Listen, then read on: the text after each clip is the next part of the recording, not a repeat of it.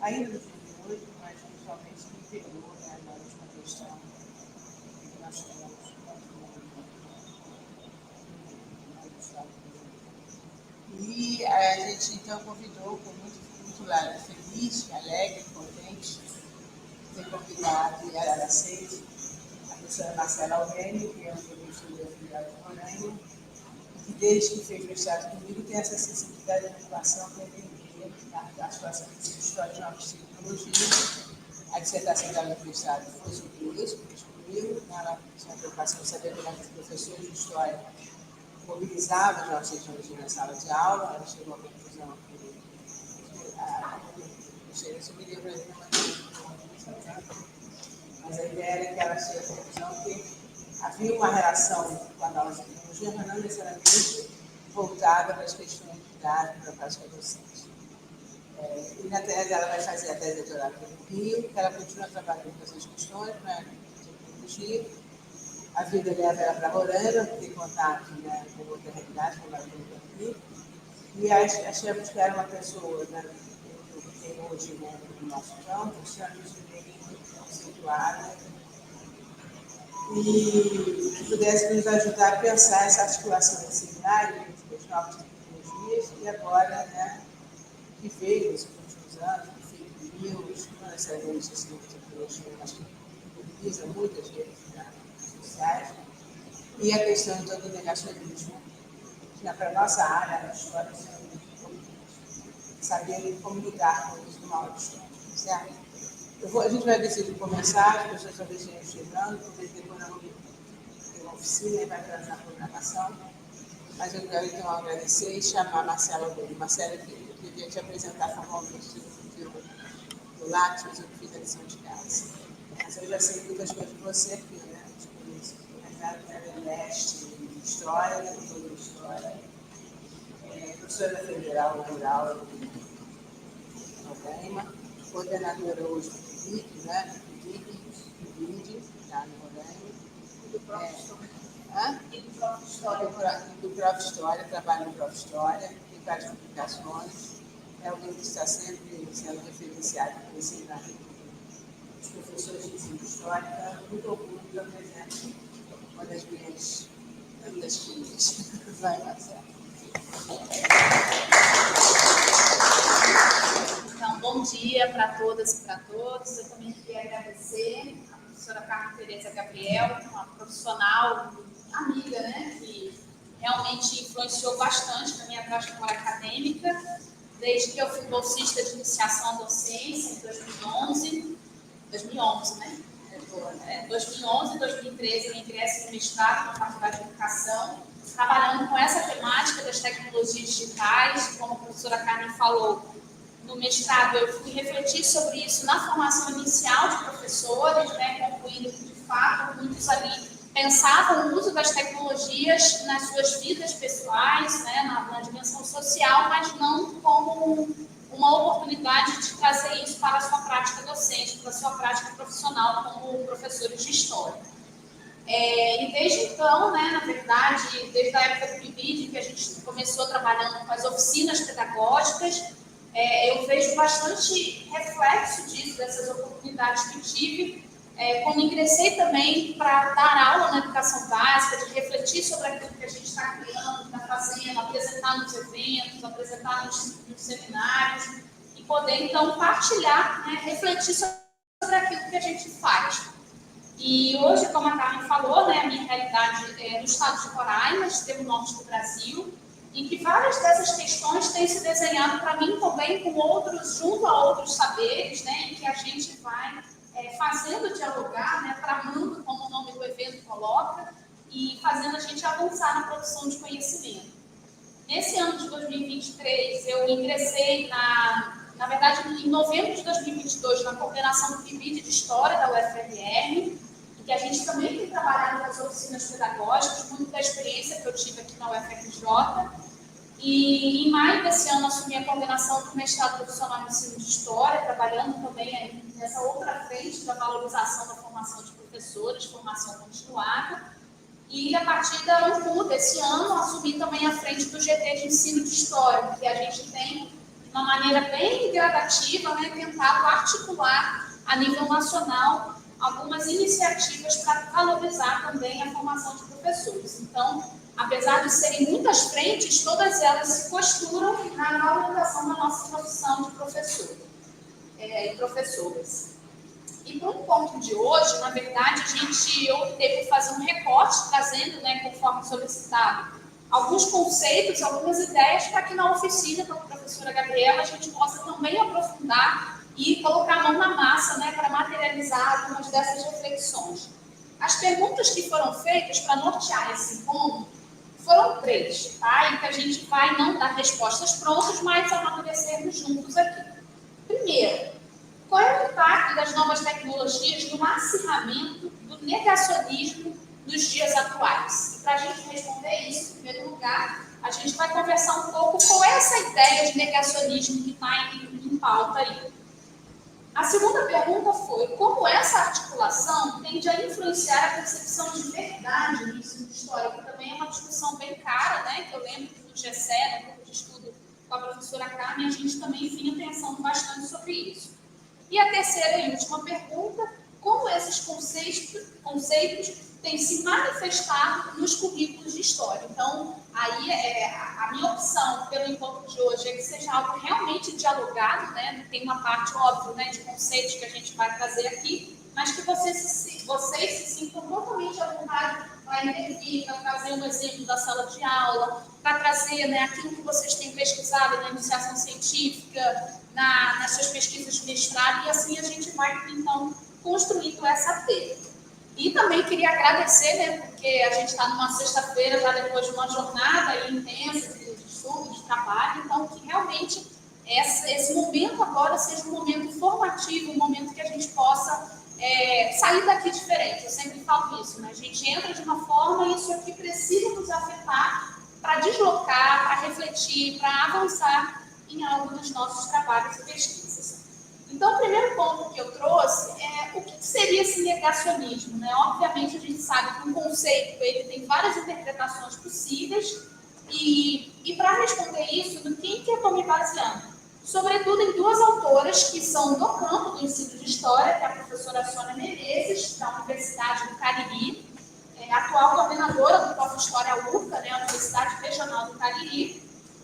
Especificamente num texto dela, apesar dela ter várias produções na área, eu escolhi um texto dela publicado na revista História Hoje, que se chama Uma História Ensinada para Homer Simpson, Negacionismo e os Usos Abusivos do Passado em Tempos de Pós-Verdade. O segundo material que eu escolhi para a nossa reflexão foi uma fala da professora Caroline Bauer, que é professora da Universidade Federal do Rio Grande do Sul, numa conferência que ela fez do Prof. História.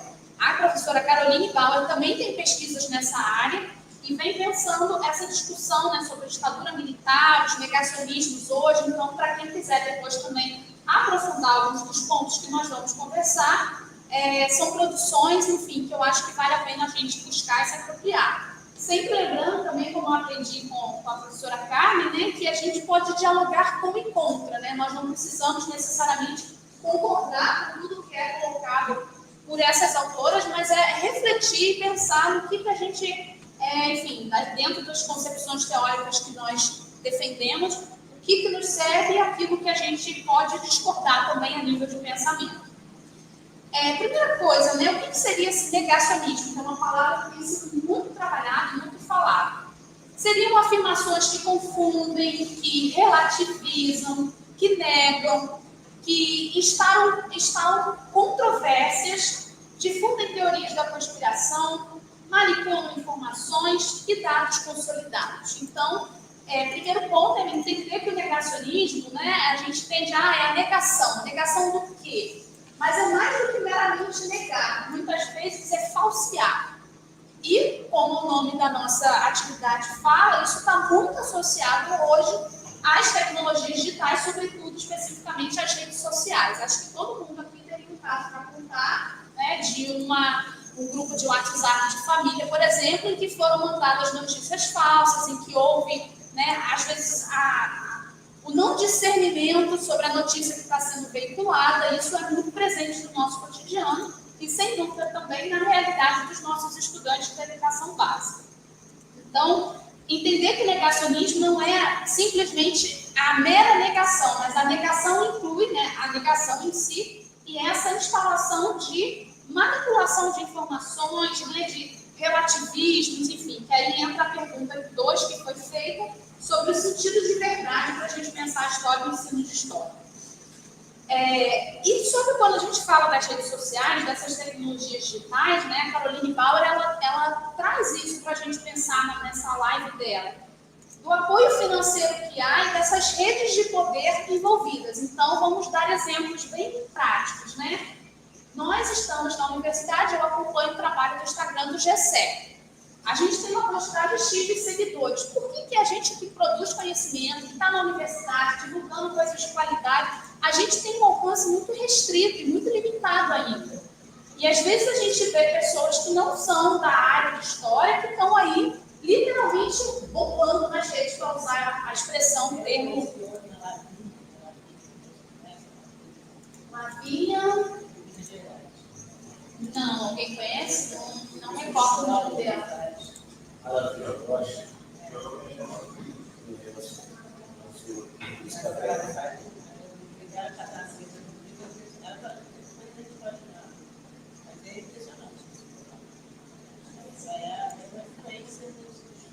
E o que faz, né? Isso a gente sabe que nesse universo das redes, né, das tecnologias digitais, não há ingenuidade. Há todo esse debate aí que a gente não vai focar hoje, mas que tem a ver também com o que a gente está falando da lógica do algoritmo, né? Mas, sobretudo, a gente pensar junto aqui sobre quem está por trás, né, no apoio financeiro. A gente viu isso na nossa política no Brasil muito claramente recente, e essas relações, essas redes de poder que também estão por trás disso. Então, não dá para a gente ser ingênuo, né? Não é a obra do acaso que a gente tenha tão poucos seguidores, né? Tem um desafio aí de engajamento quando a gente vê pessoas que estão literalmente em alta e que não têm metade das preocupações e vigor científico e vigor nessa produção de conhecimento.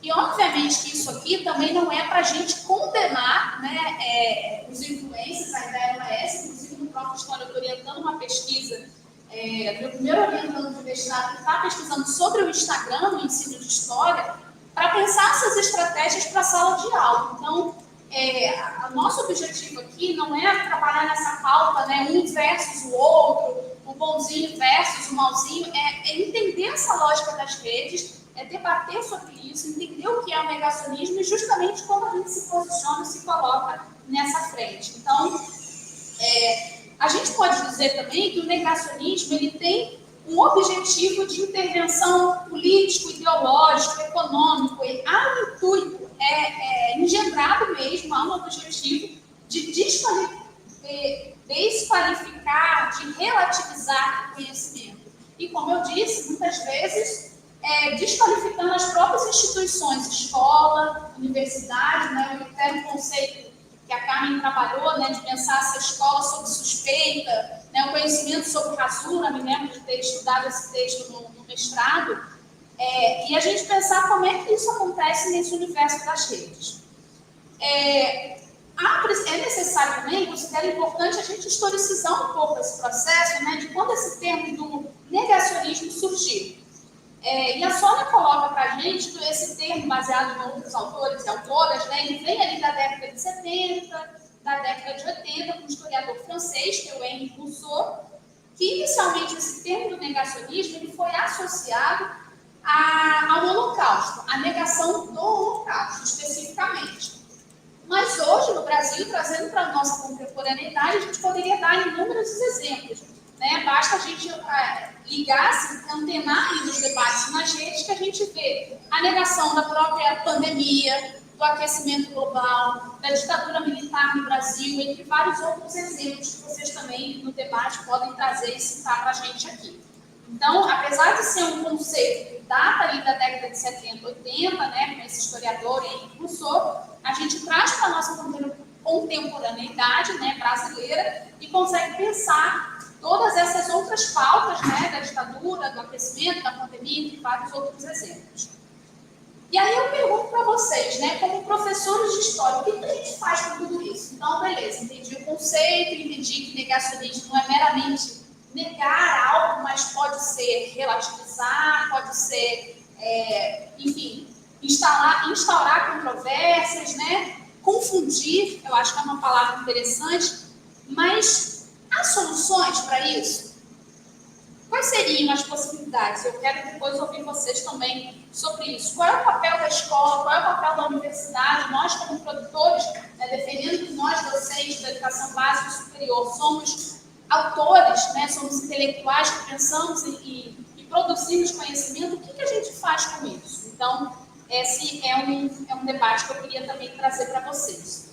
E já que foi pedido, né, esse diálogo com os conceitos, um outro conceito importante para a gente compreender é o da pós-verdade, que é outra expressão também que vem sendo muito falada. Mas o que a gente pode entender, né, e historicizar também dessa ideia? A grande notoriedade da pós-verdade ali, que data mais ou menos de 2016 para cá, com a profusão das fake news, né, as notícias falsas nas redes sociais. E a pós-verdade seria o quê?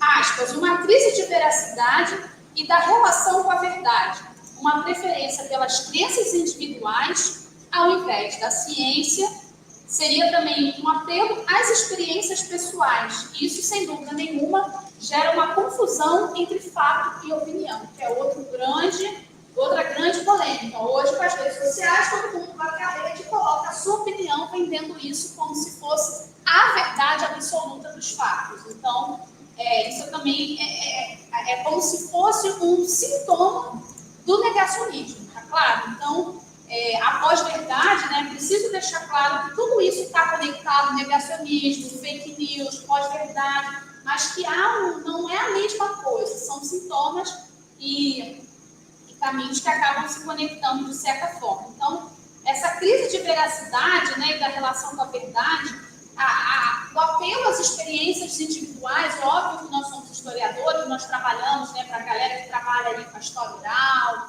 né, no momento que a gente está entrevistando, óbvio que aquele relato ele tem um valor, né, há toda uma metodologia para esse trabalho, mas eu não posso colocar as memórias individuais como se fosse uma visão única da história e passar aquilo como verdade, né, única e absoluta. Nem eu posso colocar a minha experiência generalizando isso para todo mundo. E muitas vezes é isso que a gente acaba vendo nesse universo das redes.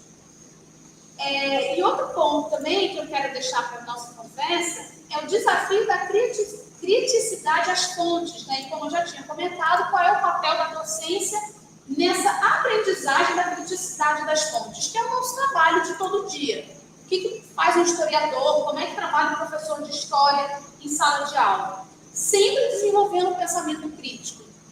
Então, isso não é novidade que eu estou falando aqui, mas a gente trazer toda essa forma que a gente aprende, né, a relação que a gente tem com o conhecimento histórico escolar para esse universo digital, para o dito, né, que a história pública chama de um grande público, que também é outro debate aí polêmico, para a gente pensar com outras audiências que muitas vezes não estão dentro do espaço da universidade, né? A gente estava conversando um pouco sobre isso antes da gente começar, em relação à prova do Prof. História, né, Carlos? Que a prova do Prof. História, ela traz debates do que está rolando aí na nossa área, gênero, sexualidade, as relações étnico-raciais, mas a gente não pode achar que isso está posto nesse debate com todos, né? Então, é algo também para a gente amadurecer aqui.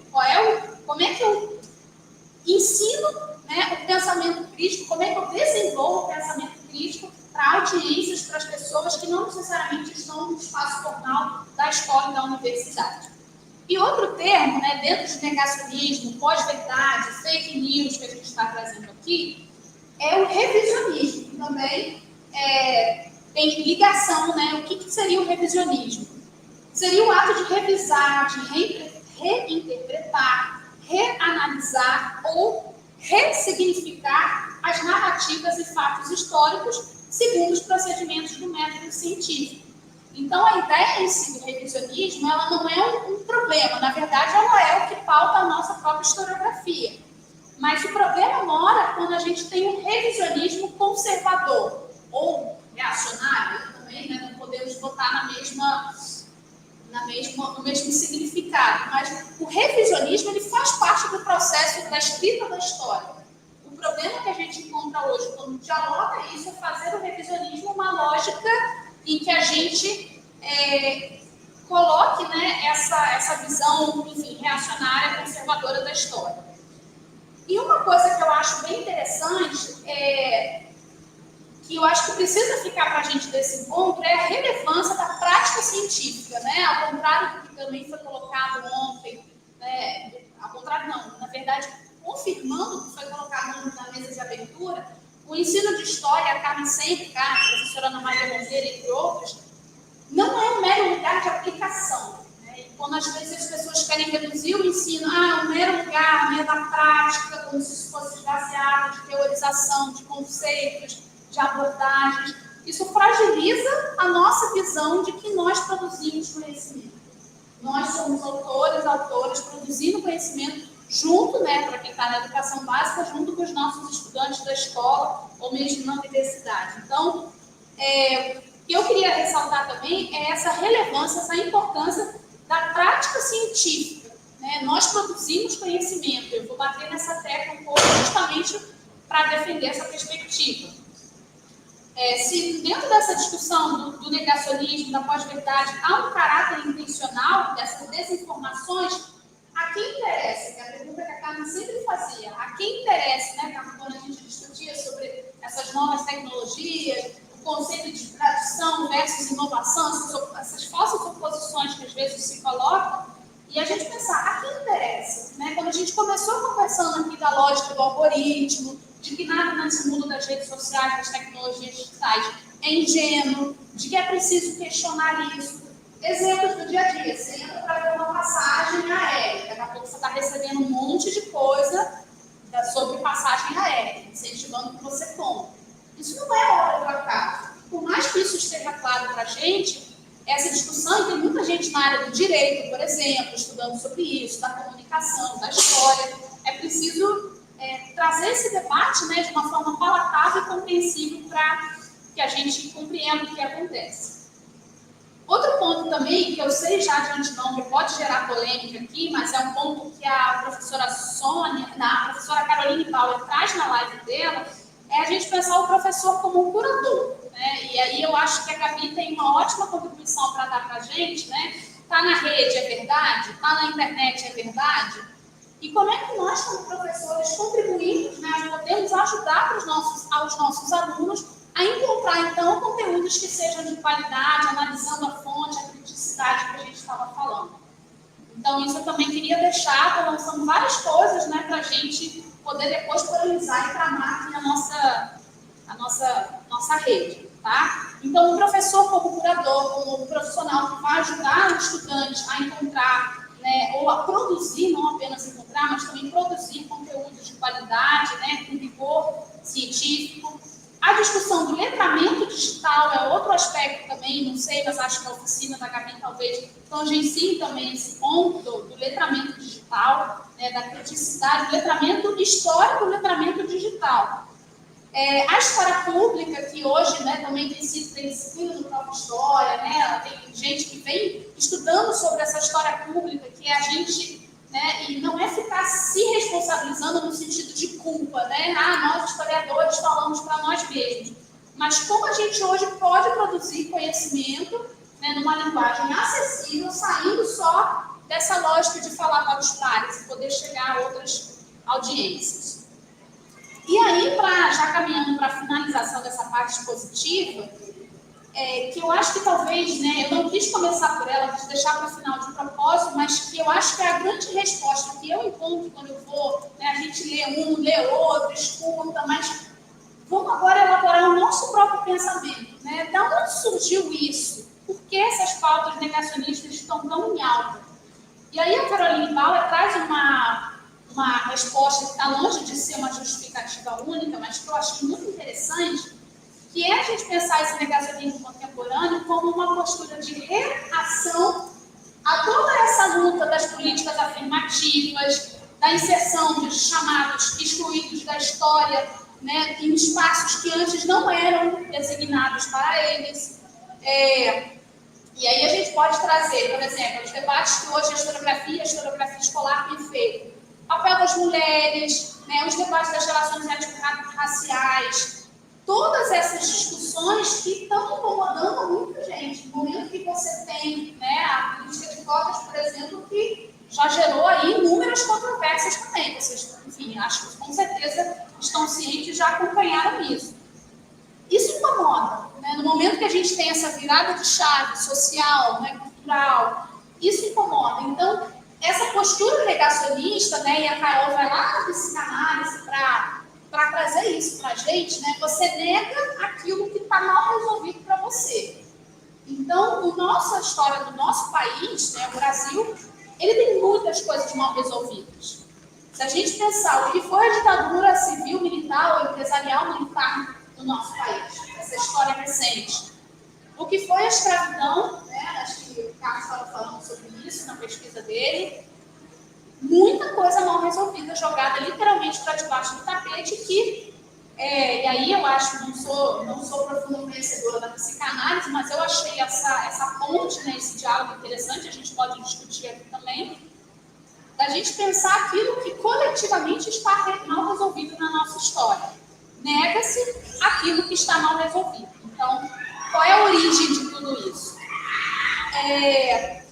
Então, a Caroline Bauer, ela defende, né, que o negacionismo ele é esse discurso ideológico, é um discurso político, é um discurso propagandístico que tem tido muitos adeptos. E aí a gente não está aqui na perspectiva de salvar ninguém, obviamente, né, não é nossa pretensão, mas através do rigor científico que nós estamos aqui, como docente da educação básica e docente da formação superior, pensar em estratégias, né, muitas vezes usando também dessa linguagem, é isso que eu queria fechar a apresentação falando, para atingir esse grande público, para atingir esses outros públicos, ou enfim. Portanto, a gente está falando da construção de narrativas contra-hegemônicas, a gente está falando da importância da divulgação científica, a gente está falando dessa, que a Sônia Menezes chama de uma historiografia midiática, que ela não é ruim necessariamente, né? Mas ela precisa de responder a esses parâmetros que nós conhecemos bem da produção do conhecimento histórico e da produção do conhecimento histórico escolar. Né? Então, a Sônia trabalha com essa ideia de uma historiografia midiática e ela usa o conceito, a expressão de história abusiva, que é essa história que são os abusos do passado, né? A gente se apropriar do passado, deturpando e, com certeza, né, desrespeitando, né, todas essas memórias que estão aí, muitas vezes a nível subterrâneo, que a gente não deixa subir na tona para resolver, para tratar, para encaminhar. Então, eu queria fechar, assim, na verdade, eu não trouxe um slide, mas falando um pouquinho de como na Universidade Federal de Roraima a gente tem tentado pensar sobre isso. O negacionismo não é um tema que eu trabalho diretamente dentro dos projetos de pesquisa, mas ele está muito relacionado, muito ligado a esse debate das redes sociais, das tecnologias digitais. Então, eu não lembro o mês, mas foi esse ano agora, de 2023, nós criamos em Roraima o Laboratório de Ensino de História e Humanidades Digitais, e eu tenho um aluno, que é o Davi Batista, que é quinto da graduação, né, está na fase da graduação, que tem produzido Reels. Vocês conhecem o que são Reels? São vídeos curtos, de até 1 minuto, 1 minuto e 10 mais ou menos, para que você extraia dali alguma fala, alguma reflexão que vai provocar, né, um engajamento na rede. Então, o Davi, entre outros vários colegas ali deles, tem feito esse trabalho de produção de mídia, usando, né, dessa linguagem que muitas vezes essas frentes, né, conservadoras, reacionárias usam, que é o youtuber, né, essa lógica criativa, colorida, mas a gente tem um propósito com isso, que é um propósito de gerar minimamente uma reflexão ali que vai poder, obviamente, como eu disse, não salvar ninguém, mas parar para a pessoa pensar sobre aquilo, parar e pensar. Eu acho que isso é muito interessante. Então, eu convido para quem tiver, não sei se vocês estão com acesso aí na internet, mas se quiserem e puderem, né, o Gessé é nosso parceiro do Instagram, a gente está sempre repostando as coisas que vocês veiculam lá. mas é o LABED, Laboratório de Ensino Histórico e Humanidades Digitais, _UFRR. Então, essa produção de livros, apesar de ser algo bem recente, né, que a gente está experimentando como fazer, né, o Davi é um estudante que tem pesquisado sobre estratégias de marketing digital, de comunicação, né, e debatendo também sobre a história pública digital, para conseguir atingir essas outras audiências. E uma das experiências recentes foi no Perspectiva do Ensino de História, em que a fala foi gravada, né? Eu participei de uma mesa chamada Multiplicidade de Saberes, e o Davi pegou um trecho dessa gravação e trouxe, né, qual é a concepção de Amazônia que nós temos. Ele fez um recorte. E essa fala, ela viralizou, gente. Eu brinquei, né, que ela foi parar numa página de fofoca lá de Boa Vista. E até ontem, quando eu vi, tinha mais de 200 mil visualizações. O alcance dela foi um negócio impressionante. E os meus alunos falaram, professora, você está lendo os comentários? Aí eu falei, gente, eu só vi no início, depois eu não estou vendo mais. E quando eu fui ver os comentários, tinha de tudo, né? Desde pessoas que se identificam porque são pessoas da região amazônica, que consideram isso relevante para a gente problematizar, e discursos que vieram ali, para não dizer, o ódio mesmo, né? Então, obviamente, pessoalmente falando, eu acho que eu já tiro isso de letra, porque eu entendo que se a gente quer chegar aos outros públicos, a gente vai ter que lidar com todos os tipos de concepção de mundo. Então, não acho que isso tenha que impedir a gente de ocupar o espaço político da rede social hoje. Mas, por outro lado, isso reflete muito do que a sociedade pensa. E aí, quem é essa sociedade? São os nossos vizinhos, são os nossos parentes, são os nossos alunos, somos nós mesmos, porque nós somos indivíduos também de preconceitos. Todos nós, né? Que nem aquele debate, eu não sou racista, né? Mas, nossa, será que não, né? Quando a gente vai analisar as nossas próprias práticas, enfim, em que medida a gente está realmente disposta a se repensar em prol da transformação social, da produção de conhecimento. Então, esse exemplo, né, desse vídeo curto que foi produzido, né, por ocasião do Perspectiva do Ensino de História, ele foi muito formativo para mim, no sentido de refletir sobre tudo isso que a gente está conversando. Porque, por exemplo, qual é a sua visão de Amazônia? Que tinha de comentário maldoso? Índio e mato, kkk. Reforçando uma série de estereótipos que a gente está dentro das salas de aula, fazendo oficina, tentando pensar em aulas criativas para a gente poder tocar esse estudante. E aí esse movimento na rede parece que o negócio é lento, né? A mudança é lenta.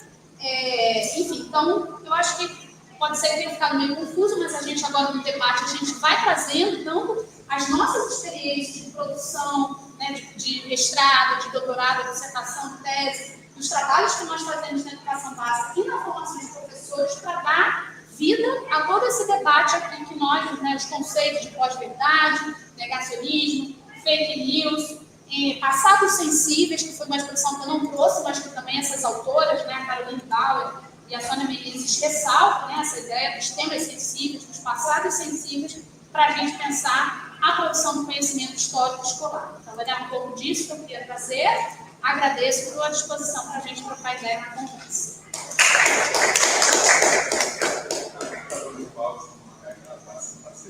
Não, Caroline Bauer é uma, Caroline Passevich é outra, mas ambas são da Universidade Federal do Rio Grande do Sul.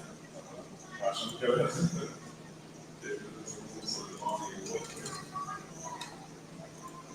queria agradecer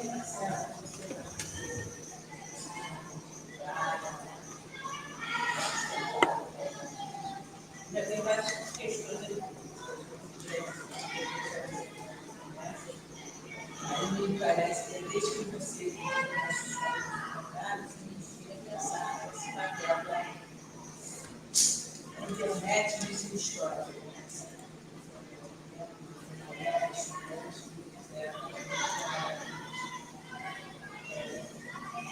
Eu tenho a preocupação nessa ideia.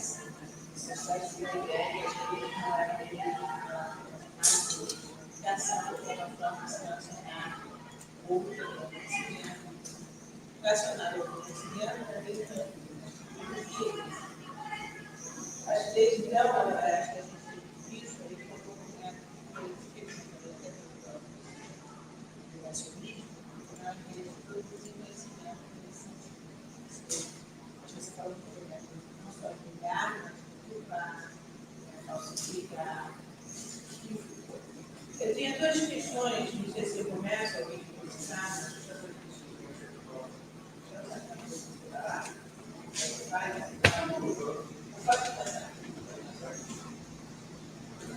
Assim, eu acho que para mim, eu sou professor da rede, eu falei rápido, né? Sou Sérgio Felipe, sou egresso de História, da UFRJ, orientando a Ana Maria Monteiro, pesquisa dela. Sou professor da rede do Rio, trabalho lá do lado da CRE10, uma escola do lado da CRE10, da Vila Silva Gomes. Eu sou professor da Prefeitura do Rio, daquela escola. Hoje eu estaria lá, mas como a Light foi fazer uma grande manutenção na escola, não teve aula, eu mandei a atividade remota e eu aproveitei e vim para cá para ficar o dia todo aqui com vocês. E também eu sou servidor de ANDA, só que em ANDA eu trabalho em Secretaria de Educação com formação continuada de professores. Enfim. E é assim que eu vou partir da experiência da sala de aula, eu estou com turmas de 6 e 7 anos. Tenho 5 turmas de 6, meus alunos de 6, e 2 turmas de 7. 41 alunos em cada turma. Eu digo para a Monteiro assim, cara, olha, metade da minha paz é a diretora. Porque se a escola não é organizada, é mais difícil trabalhar. Então, como eu estou numa escola que é, para mim, eu acho que é referência, mesmo que não tenha prédio, né? Referência não é o prédio, CEGEP, não sei o quê. Referência, para mim, são as pessoas. Né? Então, como eles têm consolidado rotinas escolares, metade do meu serviço, ela me ajuda para ficar com os alunos, entendeu? Para poder fazer esse diálogo, né? Então, assim, e aí esse 6 e 7 ano me chamou a atenção. Não só o 6 e 7 ano, mas o texto da Helenice, nessa publicação da Fundação Getúlio Vargas, que ela falou sobre evidências. Me chamou muita atenção esse texto dela e com essas turmas de 6 e 7 ano. Só que aí eu fiquei assim, caramba, a gente não pode essencializar o fato, é uma oportunidade minha de aprender também. Porque assim, aconteceu uma coisa recente, só para dar um exemplo, para pegar no ponto que eu quero chegar, e eu vou dar o exemplo do 6º ano, que eu fiz uma pergunta para eles, e eu falei, nossa, vocês acham isso mesmo? Vamos lá. Não tem esse caso do bombardeio que foi feito na faixa de Gaza no hospital. É difícil saber o que aconteceu, né? A pergunta básica, quem jogou, né, talvez seja difícil ser respondido. Então, eu penso assim, será que esse fato ele é essencializado? Ele é um pouco uma construção de uma análise também. É uma pergunta até para vocês, né? Eu acho que é um pouco uma construção de análise. O fato é uma coisa dada. E virar o fato com opinião, para eles falam, e acho que é um problema do público, que ela pesquisou nos Estados Unidos, e falou que essa binômio fato-opinião que coloca, que está muito presente na língua portuguesa, né, dentro do documento curricular, ela é problemática.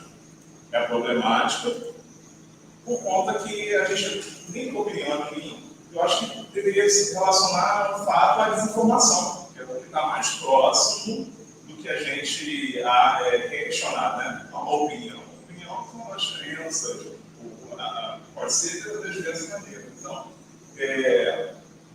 para a gente pensar esse fato não é uma coisa dada. A gente a gente não estuda o passado, produz o passado que estuda. Então eu fico pensando assim, cara, até para saber que se jogou uma bomba, você não sabe que Israel negou. Né? Se Israel tivesse falado, não, a gente jogou, mas Israel negou. E aí? Precisou de uma investigação muito detalhada para responder essa pergunta básica, quem jogou? Eu acho que é uma pergunta de fato, né, básica, quem jogou, né, o que aconteceu. Então, aí eu fiz o 6º ano, para depois da Gabriel falar. Então, normalmente eu trago um texto literário para saber se ele sabe a diferença, se aquilo aconteceu de verdade, é uma história de verdade, ou uma história literária que foi inventada. Né? sei que a história tem as suas dimensões, mas falando para eles assim, se aquilo foi inventado, né? E aí eles sempre têm muitos livros, que a gente fala de leitura na leitura do livro, né? É bem forte isso, né? Então eles sempre estão com livros, né? Aí a gente pega os livros deles e eu trago um conto, que não é um conto que trabalha muito nos anos iniciais, que é o Pote Vazio, que fala sobre a verdade, né? Coisa, fala da história do imperador, que dá uma semente para cada criança, e só que a semente que ele dá é queimada. E a ideia é que a criança trouxesse a flor plantada mais bonita que ser um imperador. Enfim, só o Pink, o personagem principal, que traz a verdade, né? Ele não mente, ele é aquele que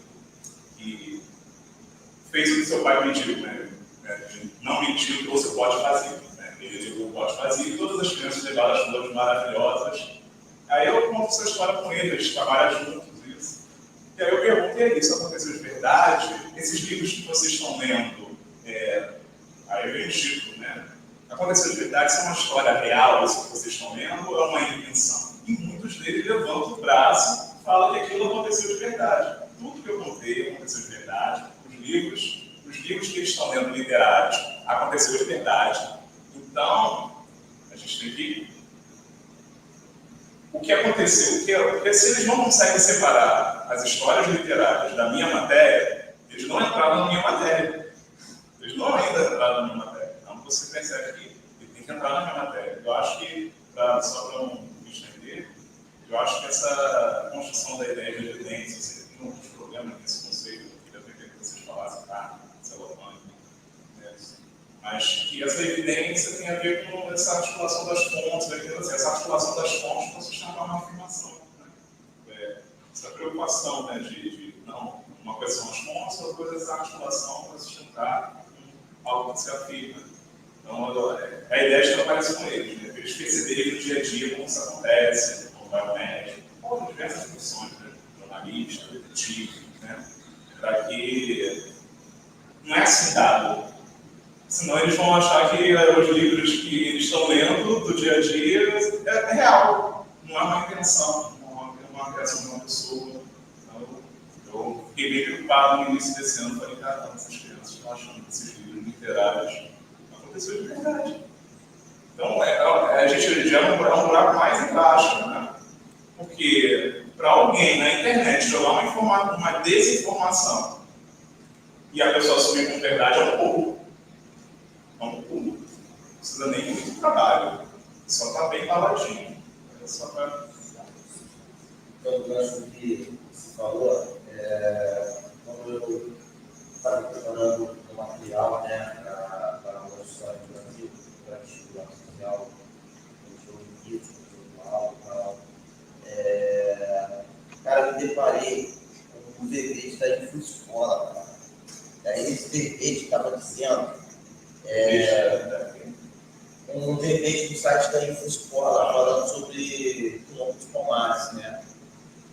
Aí, cara, esse verbete, olha só, ele estava falando que segundo Ronaldo Freitas, autor do dicionário do Brasil colonial, tipo assim, segundo ele, era uma mistificação dizer que havia igualdade de Palmares. Subir os grandes generais do quilombo estavam escravizando os próprios, mas também possuíam escravizados. Porque no século XVII, os ideais de liberdade e igualdade ainda não tinham sido consolidados na Europa. Então, não era possível que os pretos, que para os pretos, tais conceitos,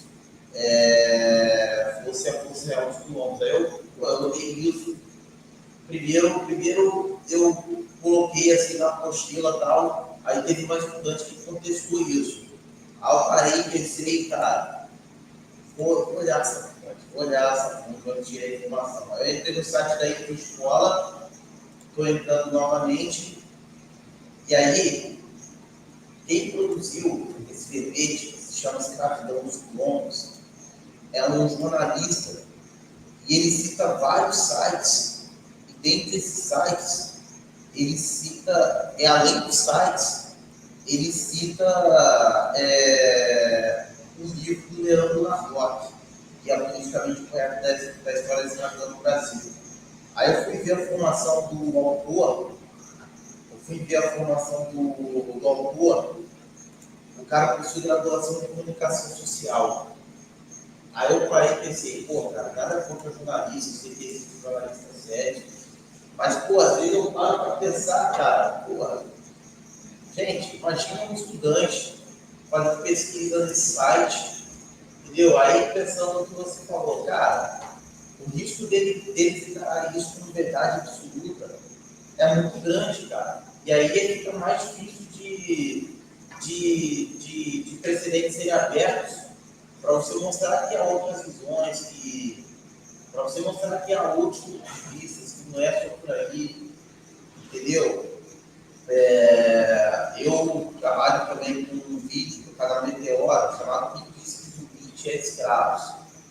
Eu acho o material muito maneiro, muito potente e trabalha com os atores e contesta essa informação, né? E é isso, cara. Eu acho que é uma luta constante, né? Pra gente. Eu acho que o melhor caminho, talvez, não sei se é o melhor, mas é o caminho que tem feito sentido para mim, é você mostrar que essas visões existem, mas deixar bem claro que existem também outras visões que retratam uma determinada realidade, né? Porque se eu chegar e só tratar das visões que eu considero verdadeiras, né? Por exemplo, para mim foi muito escravizado, mas se eu chegar na sala de aula e falar isso, né? E para o estudante isso soar uma verdade absoluta. Para ele querer contestar, ele pode pesquisar uma outra visão, ele pode ir nesse site, entendeu? E falar, pô, professor, você falou isso para mim, mas estão falando isso daqui e tal, acho que o senhor está mentindo, cara. O professor está mentindo para mim. Entendeu? Então, tipo assim, eu tento mostrar várias coisas possíveis sobre o mesmo tema, quando eu tenho tempo assim para poder apresentar na pesquisa.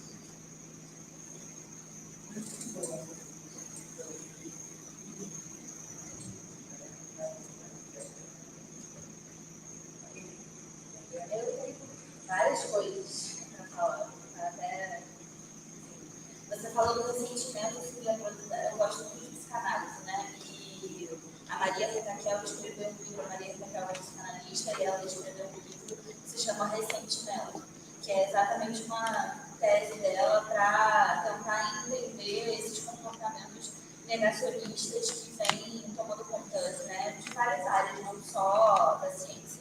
E aí o livro se chama Ressentimento, né, que é essa coisa, a gente só nega aquilo que a gente ressente. E aí ela discute um pouco sobre isso, eu achei bem legal.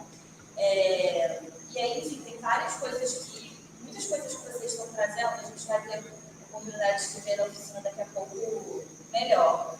Mas o que eu gosto muito desse texto da Sônia Menezes, e eu também vou usar ele, usei ele para pensar a oficina e usei junto com a Letícia Cesarino, que é uma antropóloga que vem, durante os anos de 2013, ela se debruçou sobre os grupos de WhatsApp que disseminavam notícias falsas sobre a campanha. E ela criou o conceito de populismo digital para entender esse contexto.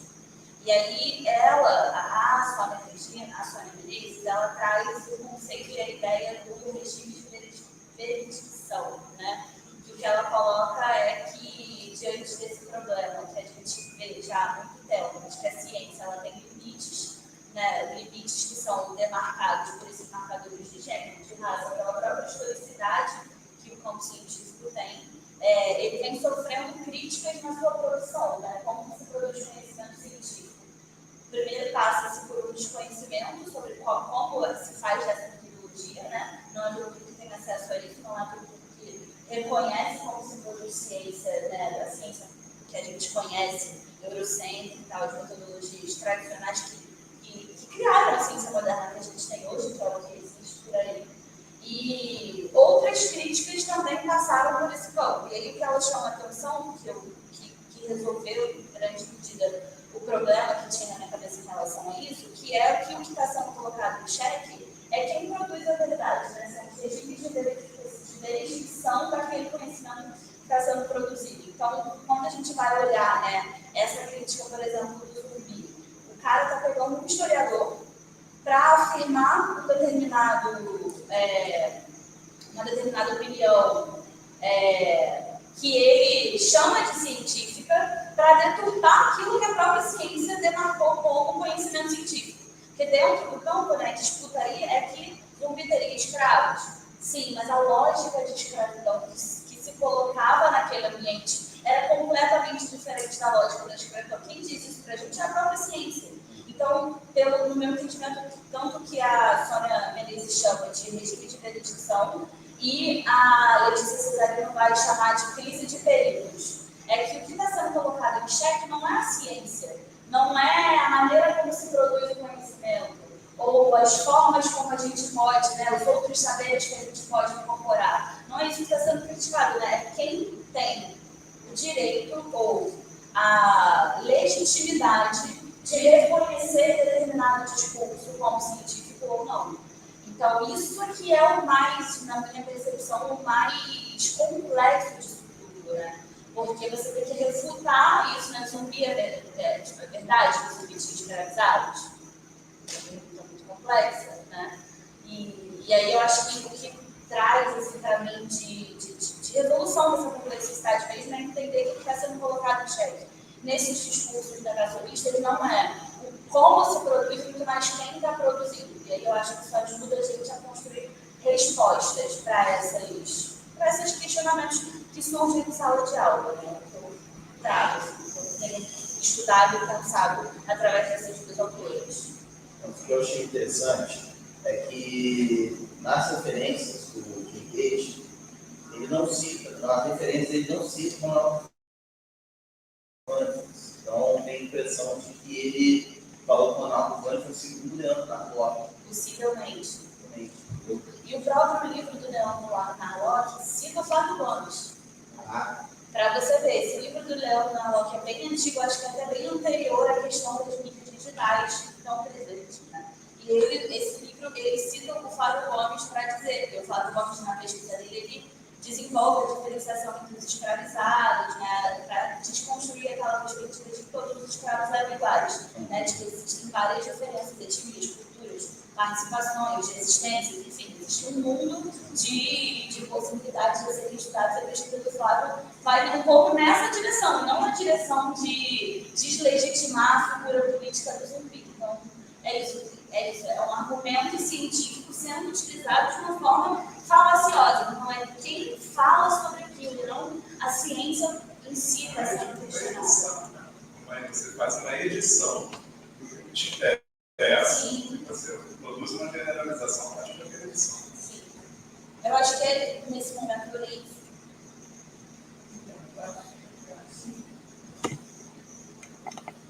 Eu acho que a gente aqui é extremamente importante na parte da educação final. Aí, assim, eu tinha várias coisas que estavam fatos de esse fato da esse fato, eu acho que o fato construídos discursivamente, selecionados. Eu acho que a gente quer fundo dessa discussão de equipes também para ajudar para que eles tenham um plano para trabalhar. Então, eu acho que existe a realidade fora dos estudos, a gente achar que existe a possibilidade de estabelecer realidades absurdas. Então, acho que os professores estamos nessa linha de trabalho, fica mais, talvez, encontremos algumas soluções para sair dessa coisa, também nós temos a possibilidade de fazer avançar essa coisa. Na verdade, a gente vai fazer respostas. Então, essa discussão de fato, não, realidade, pensando hoje, né, nós temos discussões de cotas, de pós-verdade, e eu vou trazer para mim uma outra ideia que pode ser trabalhada com pós-verdade, que é essa social política. Isso permite também a reconfigurar, ressignificar isso que a gente precisa saber como que é a história, como é que é a história, como é que a gente encara a história, como é que a gente define a história, para poder, dentro do nosso campo de informação, de atuação, encontrar saída, né? né? Tanto práticos e pragmáticos como teóricos. Então, eu entendo que a Marcela você traz uma questão de comunidade que está ligada, né? E você vê que associa ao que o suporte tem, você usa todo outro discurso do suporte, depois do tecnológico, do usuário, né? Então, esse código da verdade, seja importante ser trazido, ele é um sentido de qualidade que reforça o olhar negativo a tudo seria pós-estruturalismo, pós-design, a verdade como na verdade isso é muito negativo. Existiria a possibilidade de ter verdade. Pós-verdade, ter cara, pode essa verdade, sem uma certa pode, de alguma forma é anti-verdade.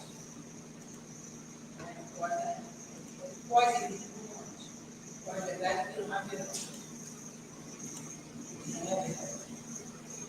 Na perspectiva de mim trabalhando, esse pode vai ser se apenas não existe uma verdade absoluta, mas existem outras formas de pensar a verdade. Esse pode vai virar um perverso. Um pode que nos obriga, nós precisamos dessa reflexão do que nós entendemos em verdade histórica. Porque as novas tecnologias, elas vêm aí para reforçar a nossa possibilidade de problematizar a vida. Vocês podem dar um debate sobre as tecnologias, elas facilitam a responsabilidade, a verdade, ou podemos entrar no debate pela teoria da verdade e dizer que até que ponto a exploração das nossas tecnologias ajuda ou não a construir um sentido.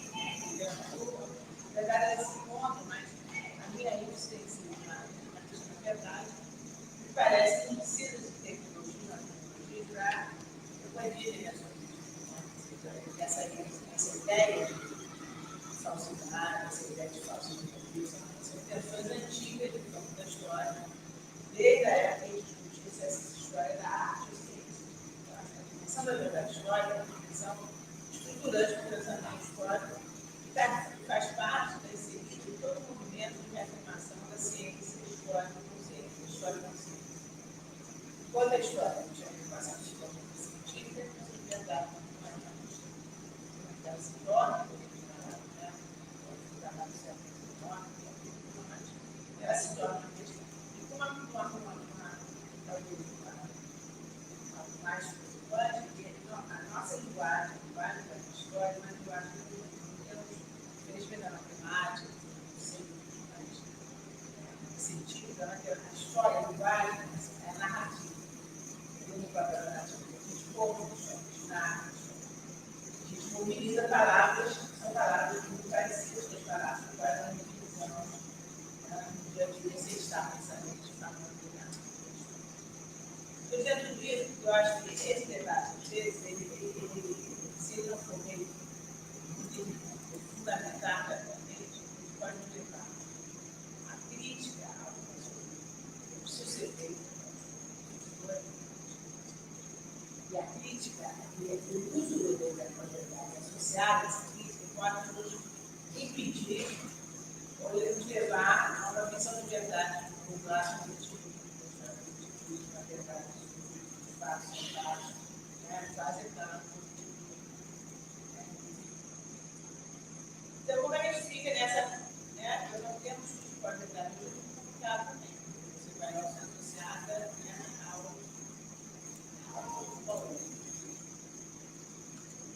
então, se eu entendo, e aí é uma discussão, eu digo que narrativa, não como narrativa, aí eu tenho que a história que eu trabalhar, é narrativa, história, narrativa diferenciada, acho que quer dizer que toda história é uma história narrativa, toda narrativa é história, pensamento histórico, toda narrativa, o que distingue a literatura da história?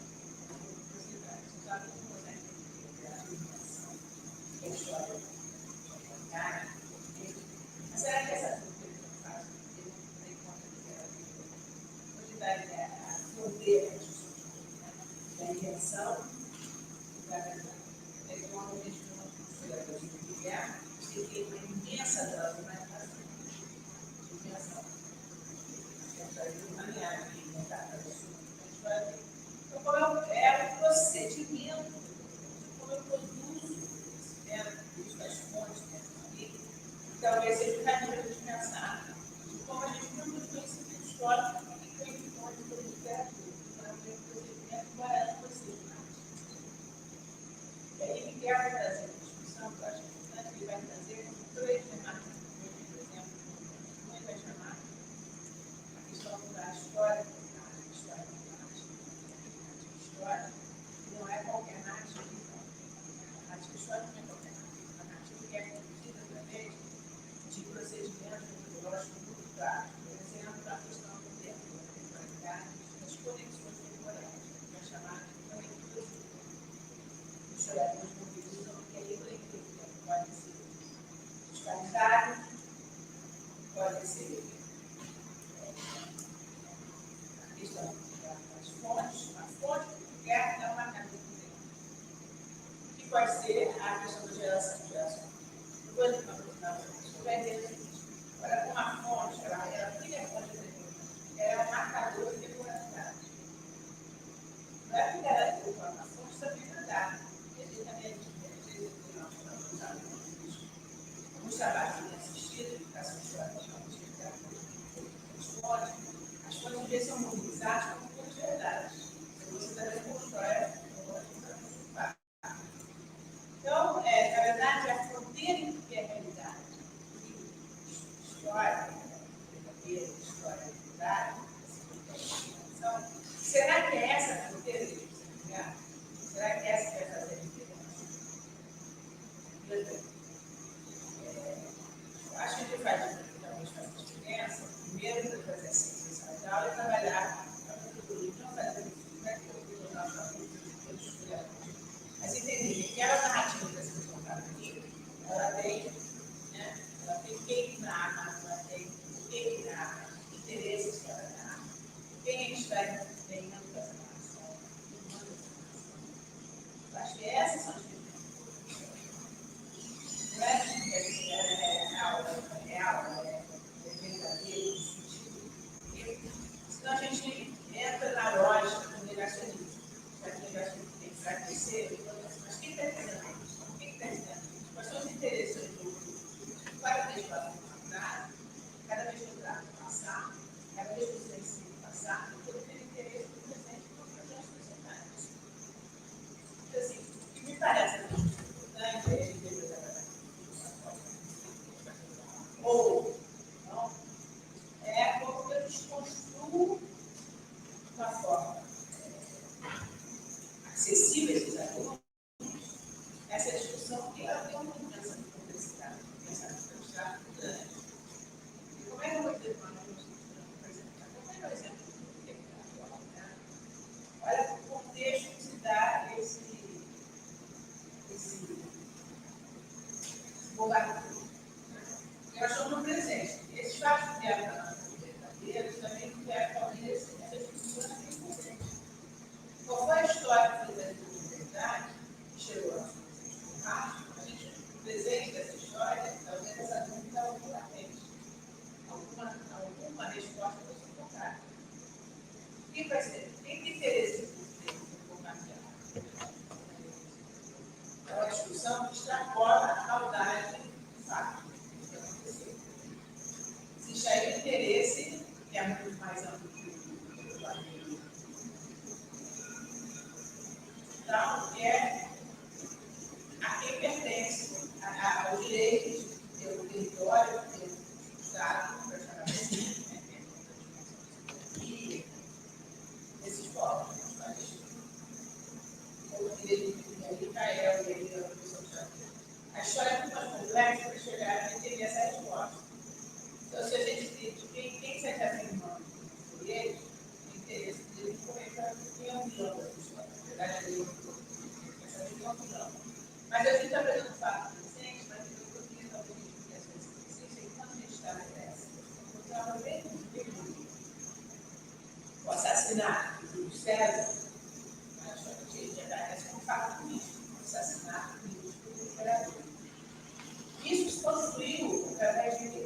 uma frase. O fato, né, tem sempre duração e conflito. Esse é o fato que é uma duração muito rápida, um assassinato. Mas se a gente colocar na camada de outras situações, a gente colocar o que foi feito lá, foi alguém que atravessou aquela sala e foi apunhalado. Sobre a história de um assassinato, certo? Concordo com a história. Tiveram uma. Isso de intenção. O que aconteceu em termos de materialidade, não de realidade, é alguém, não é o sujeito, atravessou um espaço, pegou um teatro, matou uma pessoa, deu um apunhalado com Cristo. Isso é um assassinato político, da história, para contar e para narrar e dizer alguma coisa que tem interesse. Quem tem interesse pelo assassinato de Marielle, teve um assassinato. É um assassinato político, mas nem todos querem assassinar. Então, você vê que as disputas, a história se faz, a história não chega de comunidade, a história não chega de aulas, são configurações de várias configurações. Vai ser configurado de configurações. Então, a ideia de verdade, isso vai ter que ser trabalhado dentro do que eles chamam de narrativa histórica. A narrativa não é uma história contada a narrativa é uma história. Produtos históricos para você ficar na presente do passado. Fazendo rastro, o que eu chamo de rastro para o presente, é aquele passado que não quer passar, aquele passado que não é bonito, aquele passado que eu não quero silenciar, que eu não quero lembrar, que entrar é importante para ter as coisas. Eu não lembro o que eu silencio e o trauma. Isso é que quero. Então, eu acho que a gente está numa discussão bacana sobre a verdade, e acho que essa discussão é muito nova, a gente discute história. Nós somos chamados de professores da verdade. É uma coisa que vai a pena ser contada. A gente precisa de verdade, que esteja no domínio da verdade. Essa é uma obrigatoriedade nossa. A escola trabalha na ciência, na ciência. Eu entendo isso. A escola é para ser espaço de socialização, espaço de vivência, espaço de maneira de espaço, para ter compromisso com o objetivo do pessoal. Ele vai fazer 50 seminários para discutir a educação de ciência. Isso é sempre no sentido assim. Mas algo eu posso chamar de científico e tem um compromisso com a verdade. A ciência tem um compromisso com o conhecimento, ela se tem mas não tem mais verdade. É um regime de verdade, que é diferente, por exemplo, da crença da fé, que é diferente, né, do esoterismo, que tem uma dimensão da publicidade, porque quando ele disse que o Wagner tem que ser o tempo compartilhado, discutido. O conhecimento científico tem que ser criticado. O conhecimento científico tem que ter espaço para ser repensado. Isso é ciência, a fé não pode, a fé não sabe discutir a fé. Você não pode imaginar que o da fé é crítica. O da crítica, a ciência, essa ciência, esse tipo de ciência tem que estar na escola. Eu acho que a história tem que estar na escola. Numa disciplina, especificamente, trabalha com narrativas, processos de investigação. Então, eu gosto muito do que é crítica, a história trabalha muito com inteligência psicológica. Ela tem que explicar e interpretar sinceramente. Não é uma coisa de explicação da história, é uma coisa de interpretação. A história, quando interpreta, ela está explicando. Quando ela explica, ela está interpretando. E isso, para discutir verdade, olha, não é fácil, é uma situação terrível. Eu não sei, eu sairia, mas por que essa questão é importante? Fica lá atrás dessa questão. Saber quem muda tudo. Então, a gente não deve pensar em outras coisas. Se for uma foto mostrando, quem tirou aquela foto nesse momento, né? Quem fez o discurso do negacionismo, foi quem é que teve passou de interessante no lugar, bombardeio, né? Os cálculos precisaria entender para saber bombardeio de 1950. Agora, se tem algum crédito de interpretação, você acha o direito da vingança, o direito da sua própria terra, o direito de matar aqueles que começaram a matar o próximo. A gente não tem filhos. Uma situação de verdade. De verdade. é um exemplo que vão ser claro, mas quer dizer que essas dinâmicas e essas tensões, elas se constituem história. A história tem uma narrativa, tem um medo, tem personagens, tem história. Fica contando essa história. Então, o Era Uma Vez a história, uma história começa no ponto que realmente aconteceu. Isso não me deixa muito triste. Eu não tenho o menor problema de Era Uma Vez, porque Era Uma Vez aconteceram algumas questões que foram interpretadas dessa maneira. Era uma vez que não tempo, era uma vez que não coloca nada. Então, o regime de verdade, o regime de historicidade, a história da chama, o regime de historicidade, o regime de verdade, são dois temas, o regime de verdade, eu acho que nos ajuda a pensar o que regime de história, o professor de história, de historicidade, tem que trabalhar. O regime de verdade, o professor de história, ou ajuda demais a trabalhar aquela verdade absoluta, clássica, da história do ciclo, será que achar ou uma pluralidade de possibilidades de interpretação, tendo também que colocar para cá alguma possibilidade de interpretação que não são possíveis. E aí, todas as possibilidades de interpretação são possíveis. Eu acho que o limite para os brasileiros existe limite. O que nos dá a possibilidade de interpretar?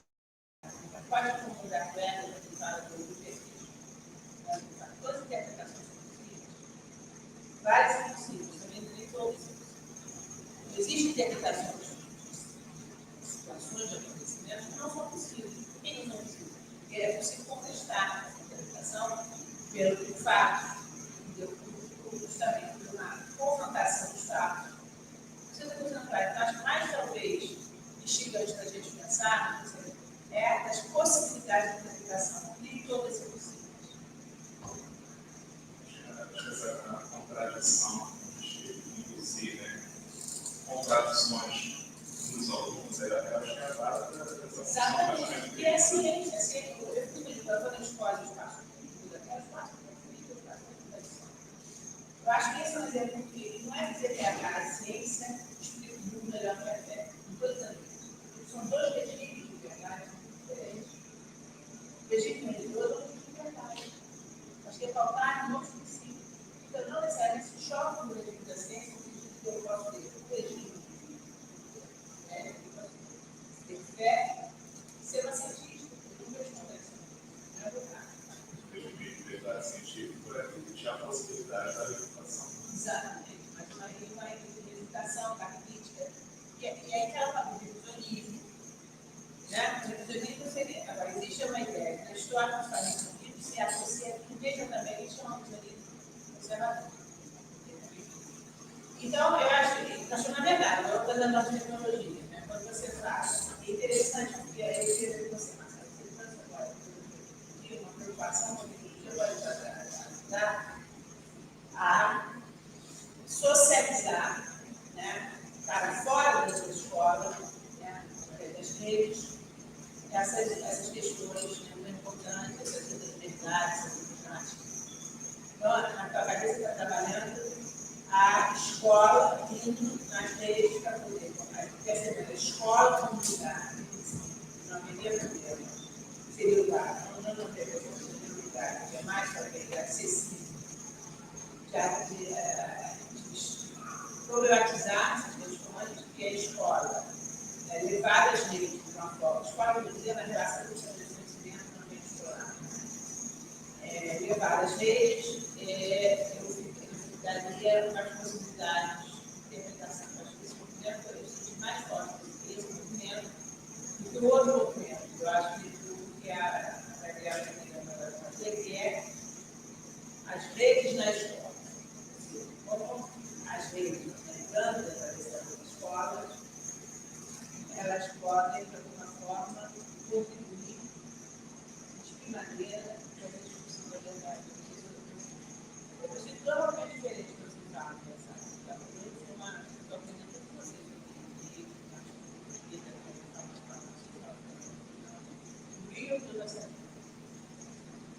Mas, enfim, aí eu vou só colocar para a gente.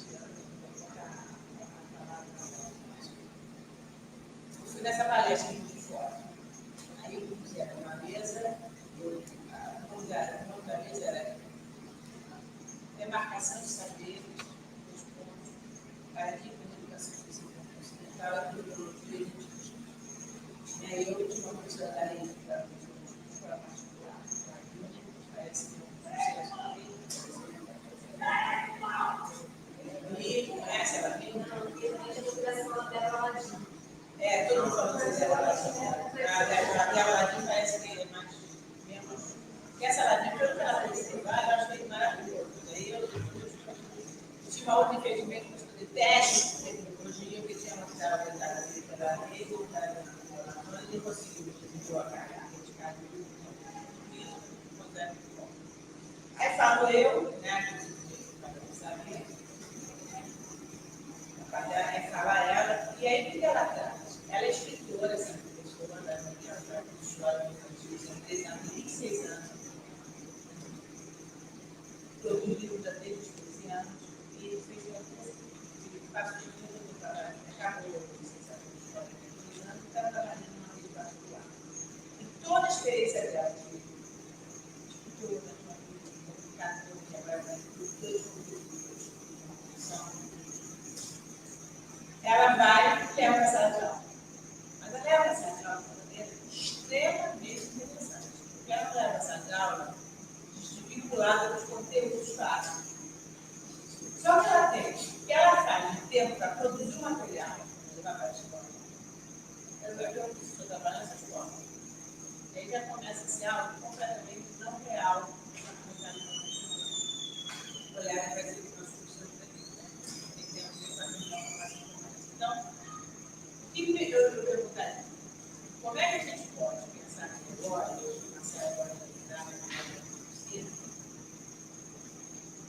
considerando o contexto, né? Por exemplo, não tem que mudar esse contexto do dia a dia da prática dos professores, mas que possa, de alguma forma, se apropriar dessa, mais dessa nova linguagem, né? Desses novos dispositivos gerados, esses novos espaços de professores que estão ali, mais ou menos acessíveis, para pensar na história de um outro lugar que chega. Isso que interessa. Porque preparar para o aluno, sabe? Uma das maravilhas aí você vê lá a temporalidade linear, cheia de pensamento docente, cheia de pensamento, mas essa linguagem maravilhosa. Eu aposto, eu ainda acredito que a educação de tecnologias possa deslocar a palavra do funcionário e nesse sentido, transmitir culturalmente o conhecimento, mas eu ainda não consigo ver como.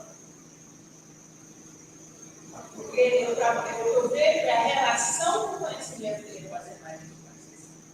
Né? Você pode fazer uma aula, porque inclusive ela fazia isso, ela fazia uma coisa que eu acho que eu vejo pouco, é a articulação do conteúdo clássico, que ela está dando alguma coisa. Ela tem tudo isso postado lá na quero dar a minha gosta do seu valor, ela tem que estar aqui, desconhece. O que você dá? Diferente da maioria, a responsabilidade de história,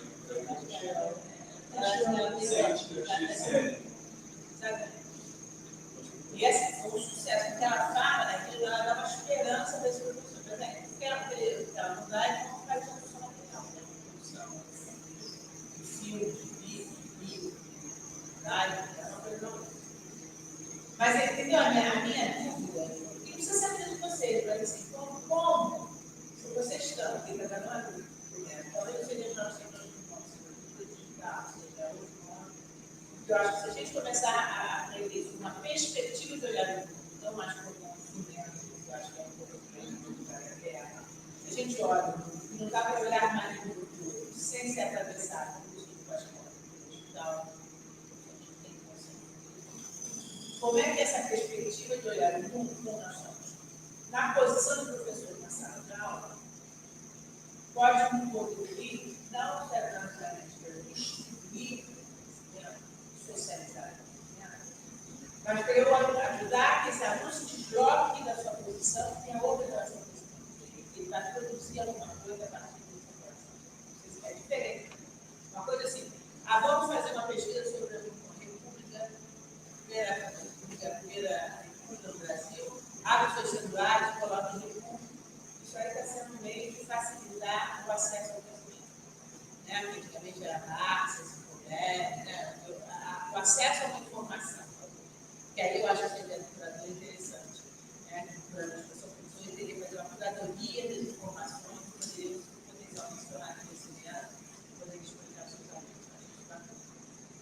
Mas isso para mim ainda está no nível de socialização, de acesso ao conhecimento. O que pode uma rede, o que pode uma pessoa digital, hoje, se ela pesquisa no mundo, me ajudar nesse deslocamento, me ajudar nesse questionamento, no sentido de dizer, peraí, né?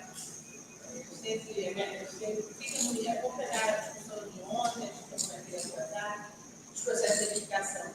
Como é que você está me ajudando, por exemplo, a entender que o meu processo de edificação e edificação fica até agora negado?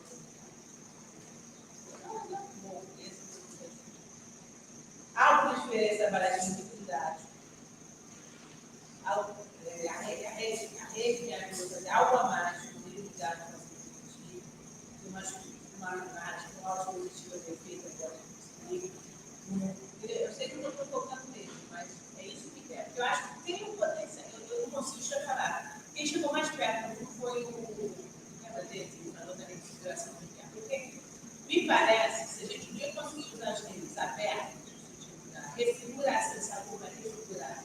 Vai refigurar através das várias práticas que a rede disponibiliza, a gente consegue fazer chegar lá.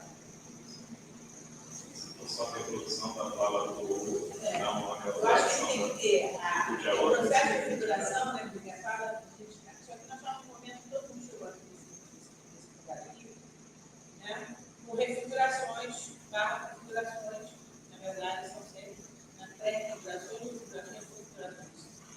Que a fala do supermerismo, do superdeterminação da comunidade, como é que a gente quer?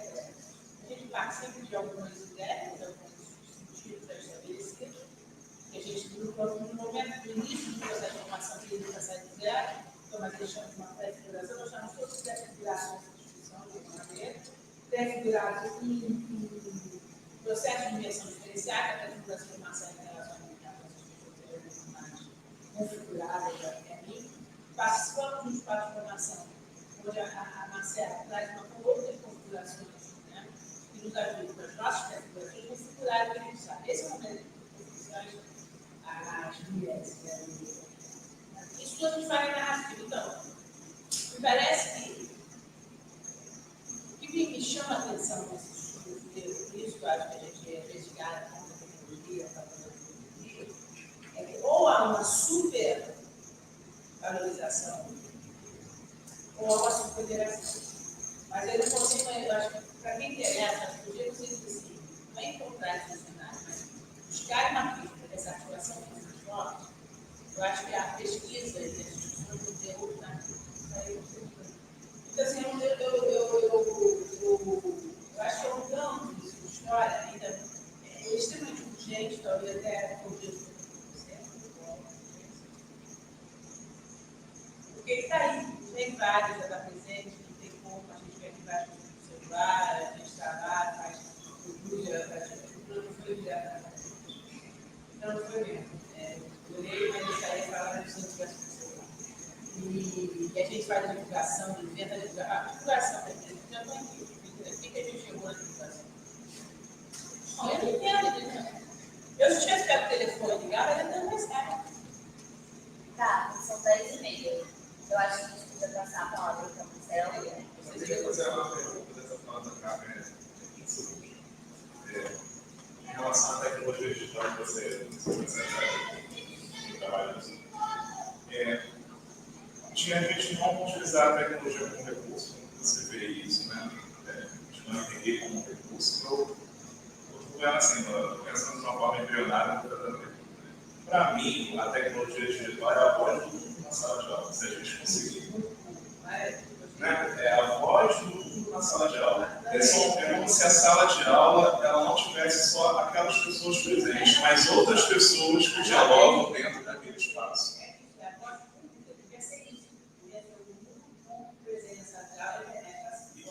E que afeta, né? Que afeta aquele diálogo, que o professor intencionalmente, como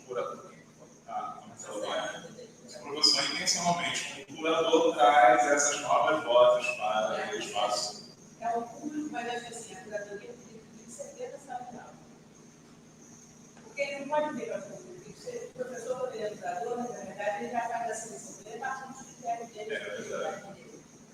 Eu acho que não tem se muita atenção, isso que eu acho que é fantástico, se a gente conseguisse ter internet, realmente, no canal, de abertura para as possibilidades de todo mundo, várias possibilidades, de matemática específica, e o professor, sua função de professor, junto com os alunos, começasse a mobilizar processos de refiguração desses alunos e a sua própria refiguração, aí eu acho que seria um. Aí é que alguma coisa aconteceu na minha época. Então, tudo que eu vejo, olha, eu estou com o que eu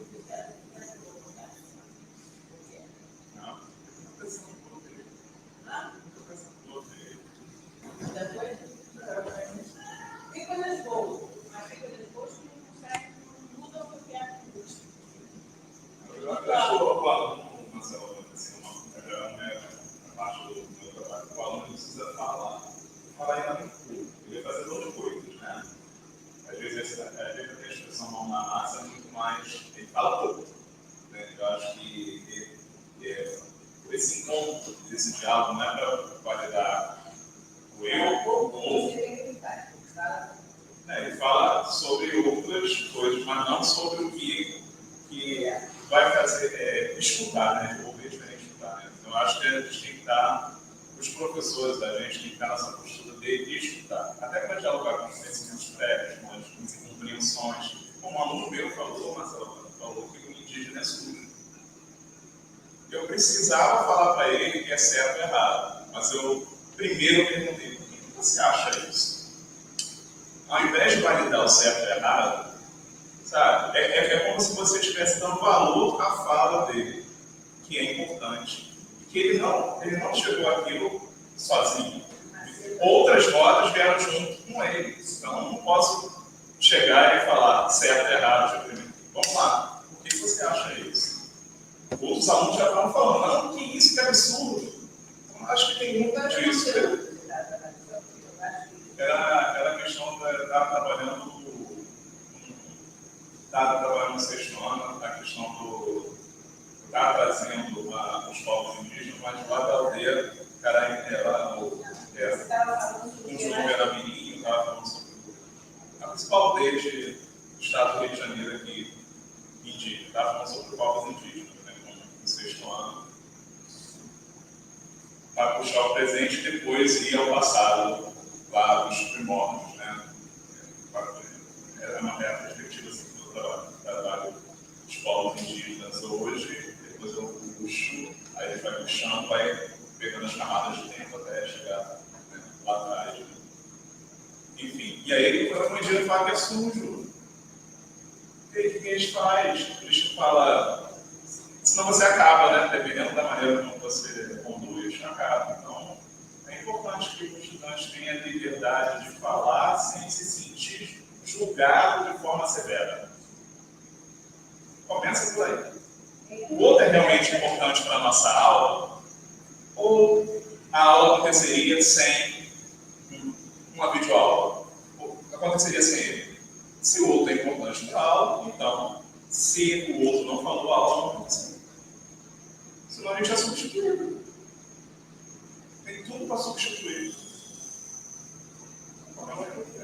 Acho que é um pouco. Eu vou sintetizar minha fala, que eu faço para a Gabi o desafio dessas respostas, porque, na verdade, uma vez orientadora, sempre orientadora, não tem um monte de coisa aqui, porque no período que vem eu vou trabalhar com uma disciplina nova uma disciplina do novo PPC, que é Fontes Novas Linguagens. Então, acho que muitas das coisas que foram trazidas aqui, e que eu registrei, vão me ajudar a amadurecer para trazer essas provocações para a turma de graduação. Então, na verdade, só respondendo a Sérgio essa ponto final, não é que a tecnologia não seja um recurso, mas é justamente para além de um recurso, entendeu? Acho que a gente não nega a ideia de recurso, mas o que mais ela pode ser? Ela pode ser algo mais, que aí eu acho que entra no questionamento da Carmen, né? Em que medida a tecnologia digital ajuda a gente na epistemologia do conhecimento, a construção do conhecimento histórico escolar, entendeu? Um debate que transcende, que vai além da ideia de mero recurso. Então, enfim, eu mais anotei coisa do que tem resposta para dar. Agora eu passo o desafio para a Gabi, porque eu acho que a Gabi vai ajudar a gente a avançar mais no pensamento. Mas agradeço as colocações, levarei esses registros para seguir pensando. Eu tenho uma proposta para vocês, que é o seguinte: se vocês querem fazer um intervalo de 10 minutos, para a gente retomar depois com a proposta da oficina, eu acho que ficaria melhor para todo mundo, né? Então aí a gente volta daqui a 15 minutos. Pode ser?